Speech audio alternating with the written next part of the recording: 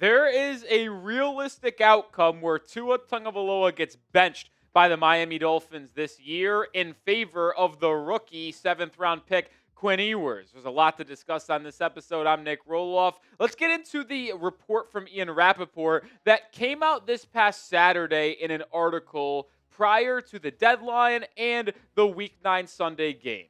Rapoport said in his article that if nothing changes, it is reasonable that Miami would consider a QB change. Tua's play would have to really fall off for Miami to turn to either Wilson or Quinn Ewers, but a potential benching is not off the table at some point this season. And if you're going to be real honest with yourself here, I don't care if you are someone who hates Tua. I don't care if you are someone who is the biggest Tua supporter of all time.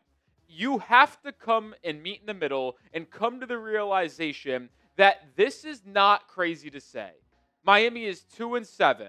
This season is going nowhere. And if they ultimately are knocked out of playoff contention in the next month, why would you not experiment with a rookie 7th-rounder in Quinn Ewers for the final couple 2-3 weeks of the season? It's a real thing that we need to talk about. And I want to get your thoughts in the comments on the matter. Should the Dolphins bench Tua? Pin comment on today's show. Type Y for yes or type N for no. I mean, let's call a spade here, folks. Tua has been absolutely terrible. And he is probably a bottom 5, bottom 7 quarterback in the NFL this season. Like, it just hasn't been pretty. He leads the NFL interceptions with 11 through the 9 games. And it's honestly ironic, too, because all we've asked for Tua is to not get hurt, play a full season, and here we are halfway through this year, and he's playing every game. And you're like, well, we should be happy about that. Yet the numbers and the play on the field has absolutely decreased. And I want to make this abundantly clear, by the way. Like, I know the Dolphins are 2-7, and Tua's stats, interceptions, other numbers, they're down, they're terrible. Like, that's not the only reason why we're having these type of conversations about potentially moving on from Tua. You watch the tape, you watch the games, you watch the film. The decline in play as well as confidence in Tua is so, appalling. It just jumps off the film. The confidence he has, I think, is absolutely shaken. I really do. And it feels like every week there's a play where Tua looks awesome. There's also a play where it's like, an NFL starting quarterback can't make that play. Like, seriously. There was a play against the Ravens on Thursday Night Football. Tua is not the reason why you lost that game. But it's just an example of what I'm talking about. Unblocked blitzer from the right side. They overloaded the right side of the O-line. Blitzer came free. Tua recognizes this, takes the snap, and immediately scrambles to his left. But he takes 2 steps to his left and then just dirts the ball into the ground. And it's an intentional grounding. When you watch the tape, you watch the film, the unblocked edge rusher was still probably about 4 or 5 steps away from him, and there was nothing but green grass over there. So Tua not only didn't have the confidence in himself to be able to scramble and evade the pass rusher from behind, he didn't have the ability and confidence himself to stretch the play and find someone down the field. He just dirted the ball. And having a quarterback that is not able to do that, nor even takes the chances of running or making a play out of structure, is holding this football team back. And it's another reason why the future of Tua is very uncertain in Miami. And I want to show this again, because Rapoport wrote that first excerpt in an article on Saturday.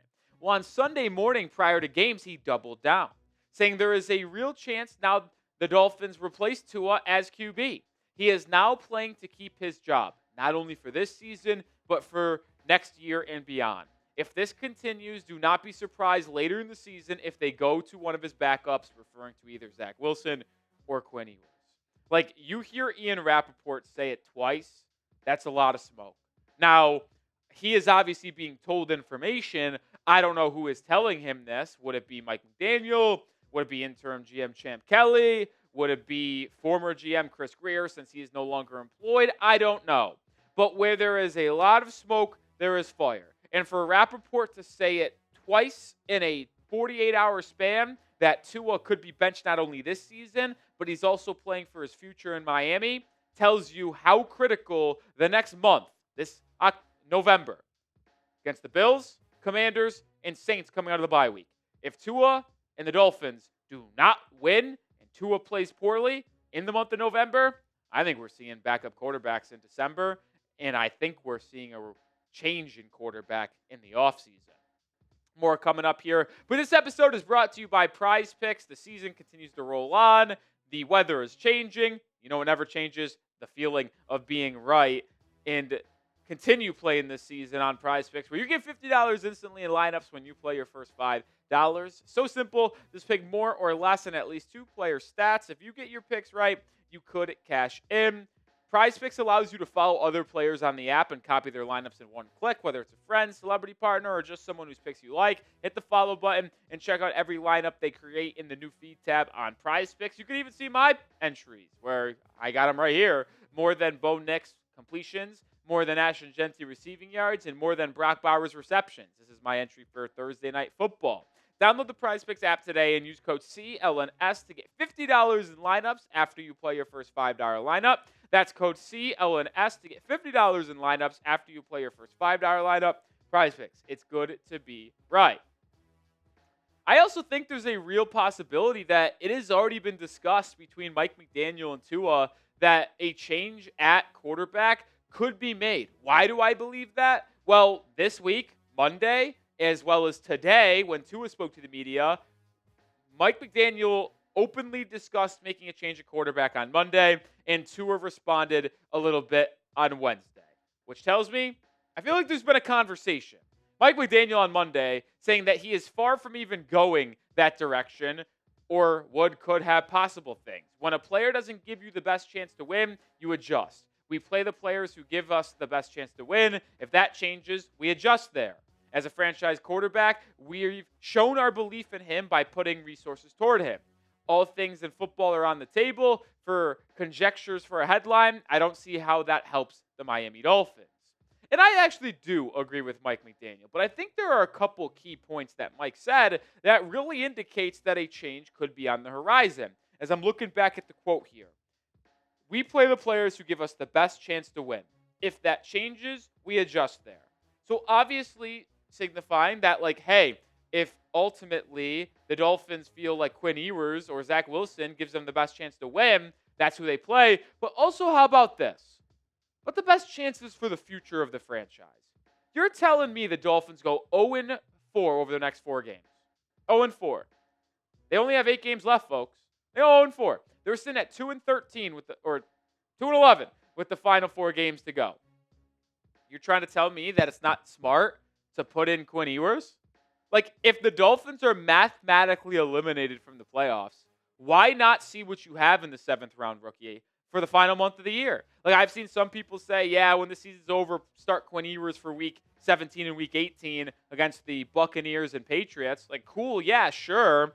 But why not do it for the entire month? Like, I'm willing to bet a good chunk of money that Miami is already eliminated from playoff contention, literally, not figuratively, literally, by their first game in December. And if that's the case, well, then why on God's green earth are you playing Tua? I think it's smart to bench Tua in that scenario. One, you don't want to risk further injury, because if you truly are looking to move off of Tua, there is a slimmer of hope where maybe you trade him in the offseason to a team that would like to take the chance on the former top 5 pick. You don't want him to get hurt again. He gets hurt again, well, then there's really no value there. You also are allowed to evaluate Quinn Ewers in totality. Like, I don't believe he is a franchise quarterback, but you never know. What if he comes in the final month of the year, lights it up in Miami, wins a couple ball games? Is that best for the future? Probably not, because it ruins the draft position. But you would at least have a belief that you could actually wait on drafting a quarterback a year. Don't force one this year when the class isn't that strong. And see maybe if bridge quarterback is an option for Quinn Ewers next year. It's very possible. I also think it's a good learning tool to see how Mike McDaniel would be as your head coach with Tua not as quarterback. Tua has been the quarterback for Mike McDaniel every year. And we look at the numbers. When Tua doesn't play, Mike McDaniel's record is terrible in comparison to when Tua does play. Now it's coming more even now because of the season, but in the first 3 years of McDaniel's career in Miami, the stark difference of when Tua is on the field versus when he's not is crazy different. And now you get an opportunity to see how he coaches. He calls plays with a quarterback that might not be as limited athletically and arm talent-wise as Tua is. Well, if the Dolphins do make a move at quarterback, we will have you covered. Daily content will also be live later today on Thursday afternoon. Hit that sub button if you want daily Dolphins content. I mean, Quinn Ewers, we already saw him once. I mean, it wasn't great. I mean, it was only like 12 plays, so it's not really the biggest deal in the world. And I'm not going to overanalyze 12 snaps by a 7th-round rookie in a game that was already decided by 4 scores. And you do see the talent Ewers displays. Like, I'll go back to it. Yeah, he missed an easy throw to Jalen Waddle on a 15-yard out route, and he almost threw a pick on the first play of the game that he was in, but he also stood in the pocket with a barreling defensive tackle coming right at his grill off the snap because Jonas Savvy and I got put on his ass instantly, and Quinn Ewers fired a 40-yard dot down the sideline, the D. Eskridge, perfectly placed. That's just something Tua is incapable of doing. Like, I hate to say it, the Dolphins have a starting quarterback that with a defensive lineman in their face, leaping at them, coming at their feet, is unable to throw a 40-yard pass down the field. It's the God's honest truth. Ewers, not very good, very inaccurate, decision-making, footwork, not good right now. But he can do those type of throws, which is why you wonder if it's best to develop him in the month of December and see what he can do. And Tua was kind of asked about a change potentially at quarterback, saying that I wouldn't say I'm playing to keep my job. I'd say I'm playing to help the team win. If you're looking at it in that sense, I would say my performance needs to be better. And my performance doesn't reflect me trying to keep my job because that's not the standard at which I've been playing at all these other years. And I got to be honest with Tua, I do somewhat appreciate the honesty here because he is admitting that he has not been good this year. And I think it would be really narcissistic, if that's a word. It is. I knew narcissist was a word. I didn't know if narcissistic was a word. I make up a lot of words on this show, as you guys probably know, and I enjoy doing it. But either way, like, you never know. Like, he could just not analyze himself and think he's playing better than he is and blame everybody else, which he kind of has done at times this year. But I appreciate him addressing the fact he's been horrible this season. And I'll say this, like, if it continues, I will consistently say the Dolphins should absolutely bench him this year and plan for him to be moved off of in the offseason. So in the chance that Tua does get benched this year, who should be the quarterback? Should it be Quinn Ewers or should it be Zach Wilson? As you could tell, I am firmly on the belief that it should be Quinn Ewers. Like, if the Dolphins actually bench Tua in December, there's just no world where it's not Quinn Ewers starting because Zach Wilson's on a 1-year contract. And he's not going to return next year, in all likelihood. I mean, there's a chance he returns, but I don't think he does because Chris Greer signed him to that 1-year deal. I also think that he might not be the best fit in McDaniel's system.